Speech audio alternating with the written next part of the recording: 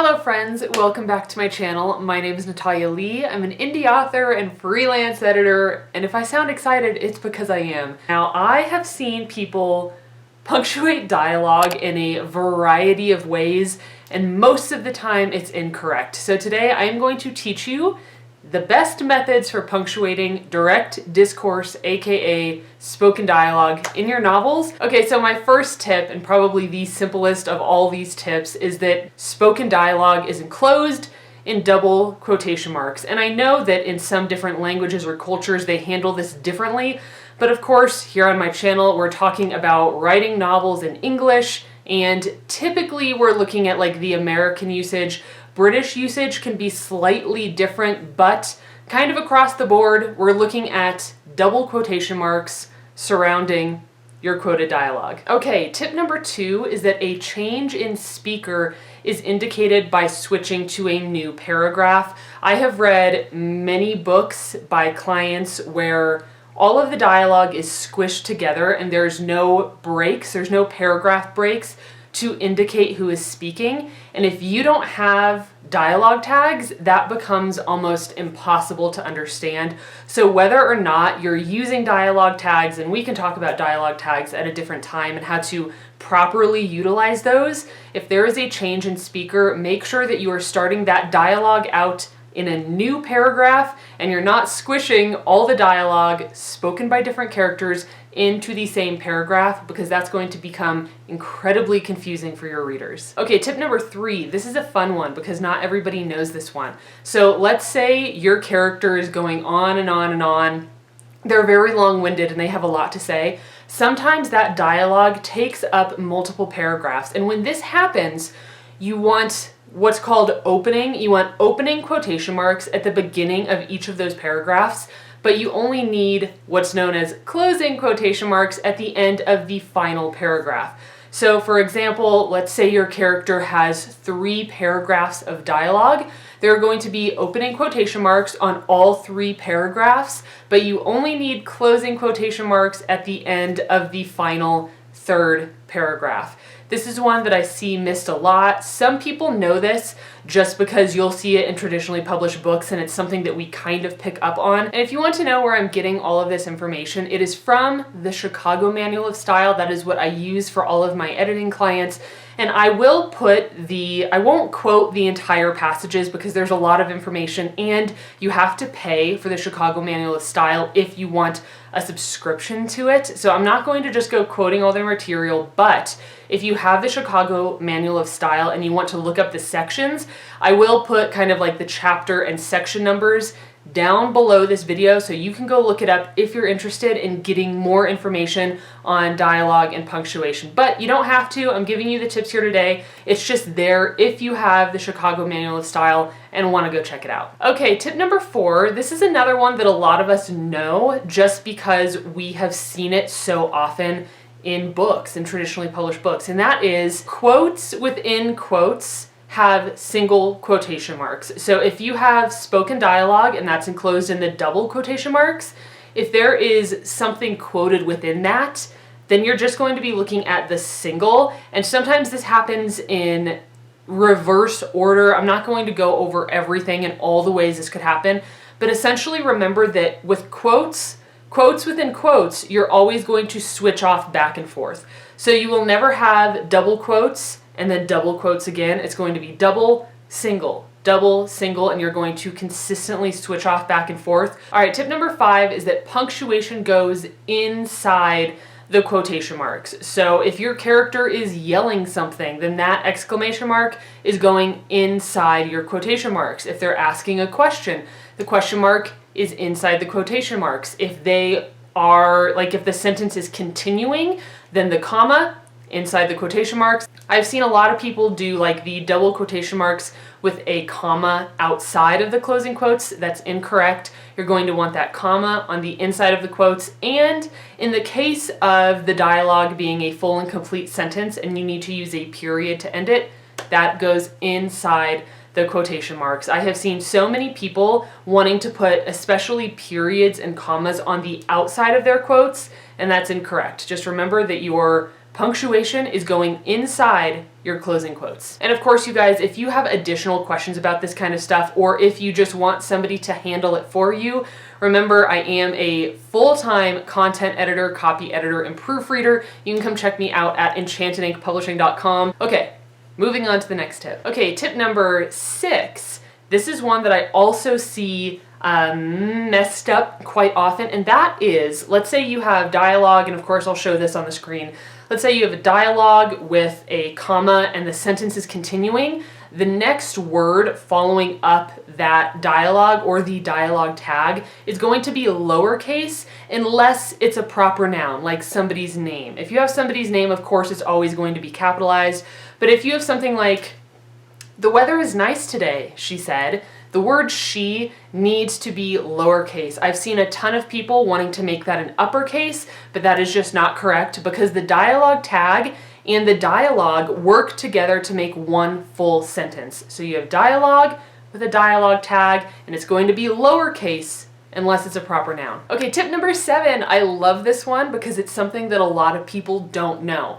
So with your quotation marks and your apostrophes, and we're not really talking about apostrophes today. We could do a whole video on apostrophes if you want. With quotation marks, whether they're double or single quotation marks, you want to use curly quotes. They're known as curly quotes or directional quotes or smart quotes. And essentially what this means is that the quotation mark, it's not just straight up and down, and I'm going to show you an example of this because it's kind of hard to picture. So you will often see straight quotes. They're straight up and down. Sometimes a word processor will do this, especially if you don't have it set to smart quotes. So if you see those quotation marks that are straight up and down, you can't distinguish one from the other. But with curly quotes / smart quotes / directional quotes, whatever you want to call them, they have a distinct shape, so you can tell which way they're facing, and this becomes especially important when you're using apostrophes. I'll just throw this in there real quick. So this is something that I had to be very careful with when I was writing Pistol Daisy and editing Pistol Daisy, because with contractions, especially in the way that people talked in the Wild West, they were always cutting their words short. Whether words are being shortened at the beginning or the end of a word, your apostrophe always needs to be cupping and kind of facing to the left side. So if you were to write a quotation, a contraction like the word "don't," that apostrophe is kind of curling to the left. It's like facing to the left. And that's what you want even at the beginning of a word. So let's say I was going to take the word "because" and make it just "cuz," and I'm going to shorten it and make it a little bit slangy, and I need to use that apostrophe. I'm going to put it at the beginning, but it is not going to face the word. It's going to kind of point away from it. And I will show this to you, of course, on my screen capture, because I don't know if I'm explaining it very well, but that is something to keep in mind. You want to have curly quotes, and I always do like a mass search and replace when I'm doing editing, and I do that silently, which means that you're not going to see that show up in track changes if you work with me. And I always let the author know, okay, the silent change I made was that I changed all straight quotes to curly quotes, and a lot of my author clients don't know what that means. So if an editor ever tells you, if I ever tell you, hey, I changed all your straight quotes to curly quotes, that's what it means. Okay, tip number 8. I was about to say this is another fun one, but I think they're all fun because I love punctuation. Like, editing is seriously so well suited to me. So, let's say you have a quote within a quote, right? And let's say for some reason the single quotation mark and the double quotation mark end up right next to each other at the end of a sentence. That can look kind of clunky and cluttered and confusing to your reader if it just looks like 3 single quotes next to each other. So what you can do, and what Chicago actually prefers, is for you to add a non-breaking space between the single and double quotation marks. And it is imperative that the space is non-breaking. If you just hit your space bar and you put a normal space between your single and double closing quotation marks or opening quotation marks, if you just hit space and add a regular space there, then it's possible that during ebook conversion and formatting and printing the final files, you could have a hanging quotation mark that's on its own on a line. So the non-breaking space forces the single quotation mark and the double quotation mark to stay on the same line together. Non-breaking spaces can be added using the Insert Symbol tab on Microsoft Word. I use them so often that I actually have a shortcut programmed on my keyboard. But if you don't know what a non-breaking space is or don't know how to use one, I would recommend either looking up how to do it on your Microsoft Word document or Microsoft Word processor or whatever word processor you're using. I know not everybody uses Microsoft Word. Look up how to do a non-breaking space on your word processor, or give it to an editor and they should know what a non-breaking space is. If your editor doesn't know what a non-breaking space is, find a different editor. Okay, tip number 9. This one is kind of just reiterating something I touched on earlier, and that is that periods and commas always go inside the quotation marks. Now, let's say this isn't even just dialogue. I really see this come into play when people are using quotation marks as like scare quotes. And that's a term that essentially means, it kind of means like a word is being used out of context. It's like a word is being used as a word, and that might sound confusing, but just keep in mind that periods and commas need to go within the quotes. A period or a comma is not supposed to be hanging on the outside of your closing quotes. A lot of people think it looks strange to have like a comma inside quotes within quotes or inside scare quotes, but that is actually the accurate way to do it. So just keep your commas and your periods inside the closing quotation marks and not on the outside. Those are all the tips I have for you. And as always, I make these videos out of love and because I enjoy sharing what I know. I never make these videos in an attempt to put anybody down or make anybody feel bad for not knowing these rules or formatting or how to punctuate things. It's all good.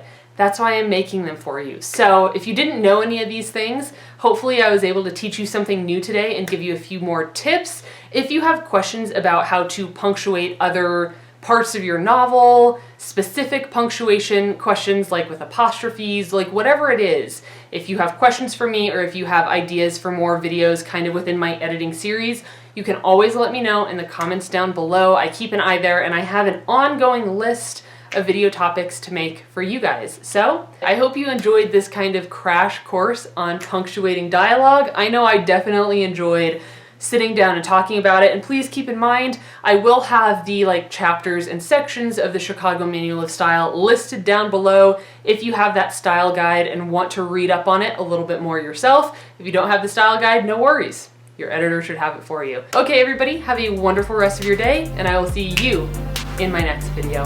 Bye!